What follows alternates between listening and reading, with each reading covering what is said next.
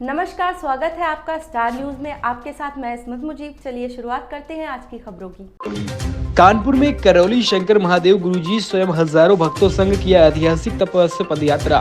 तपस्या यात्रा के जरिए सनातन धर्म के प्रति लोगों को जागृत करना व नशा मुक्त, शोक मुक्त व रोग मुक्त का संदेश भारत के कोने कोने तक पहुंचाने का संकल्प है।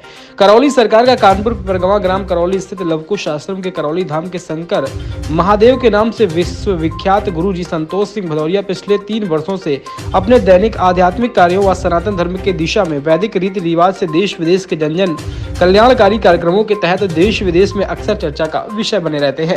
करौली सरकार के शंकर महादेव को अपने आध्यात्मिक वैदिक ज्ञान का पूरा भरोसा है कि उन्हें कोई भी चैलेंज नहीं कर सकता और आज तपस्या यात्रा अपने रास्ते को तैयार करते हुए पूरे भारत को नशा मुक्त, रोग मुक्त, शोक मुक्त भारत का संदेश देने का लक्ष्य तय किया, जिसके तहत उन्होंने कठिन व जटिल तपस्या यात्रा व दंडोत यात्रा करने का काम पिछले कई महीनों से जारी रखा है।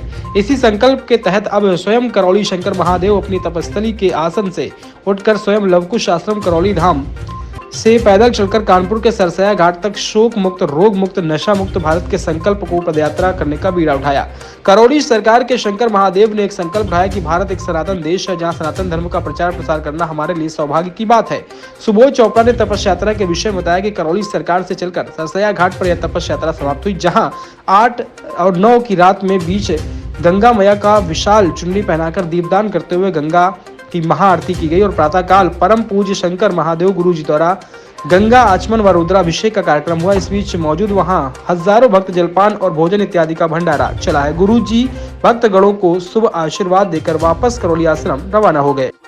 फिर भी करीब 25-30 हजार लोगों की यात्रा थी। पदयात्रा करौली शंकर महादेव धाम करौली से और सरसैया घाट तक गंगा मैया के तट तक ये यात्रा आई है और ये यात्रा करीब 7 घंटे में पूरी। ये यात्राएं तो चलती रहती दरबार में, वृंदावन धाम से करौली शंकर महादेव धाम तक, श्री काशी विश्वनाथ धाम से करौली शंकर महादेव धाम तक ये यात्राएं चला करती हैं, प्रतिदिन चलती हैं। यहाँ आप चूंकि शहर में पहली बार इस तरह वहाँ तो आती रहती सब यात्रा, प्रतिदिन आती है। दंडवत यात्रा, पद यात्रा, जो हवन हुआ है इसके बारे में ये पितृ मुक्ति का हवन है। दरबार का लक्ष्य है कि हमारा भारत जो है रोग मुक्त हो और शोक मुक्त हो, अर्थात शारीरिक और मानसिक व्याधियों से मुक्त हो। और वो तभी संभव है जब पितृ मुक्ति हो जाए। जब तक पितृ मुक्ति नहीं होती तब तक रोग और शोक से मुक्ति एकदम असंभव है। लोग तमाम शोक और पीड़ा से भरे हुए हैं, भय से भरे हुए हैं रोगों के कारण।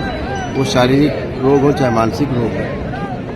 एक बार रोग होता है, दोबारा फिर वही रिपीट होता है, दोबारा फिर वही हो जाता है, फिर हो जाता है वही, आदमी की उसी से मृत्यु हो जाती है। बार बार रोग रिपीट होने के कारण पितरों की स्मृतियां हैं जो हमारे डीएनए में रहती हैं और जिन रोगों कष्टों से हमारे पितरों की मृत्यु हुई होती है वो सबसे प्रबल स्मृतियां होती हैं। वही स्मृतियां प्रभावी होती हैं और जिसके ग्रह नक्षत्र सबसे ज्यादा कमजोर होते हैं परिवार में, वह स्मृतियां उनको अपने कब्जे में लेती हैं और वही रोग और कष्ट उनको होने लगते हैं जो उनके पितरों पूर्वजों को होते हैं। तो जब तक उनकी मुक्ति नहीं हो जाएगी पितरों की, पूर्वजों की, तब तक इन रोगों कष्टों की स्मृतियों से मुक्ति नहीं होगी। इसलिए वही आयोजन है, यहाँ पितृ मुक्ति का आयोजन है और वही पितृ मुक्ति होने जा रही है। अभी आप देखेंगे। मैं सुबोध चोपड़ा हूँ, शंकर सेना का उत्तर प्रदेश का अध्यक्ष। आज ये जो आप कार्यक्रम देख रहे हैं, करौली शंकर महादेव धाम से पैदल चलकर पद यात्रा करके 40 से 50 हजार लोग हैं। इन्होंने आश्रम में आकर यहाँ पर अपनी आस्था का प्रदर्शन किया और ये आस्था है उनकी दरबार के प्रति और ये आस्था है इन भक्तों के अपने गुरु के प्रति।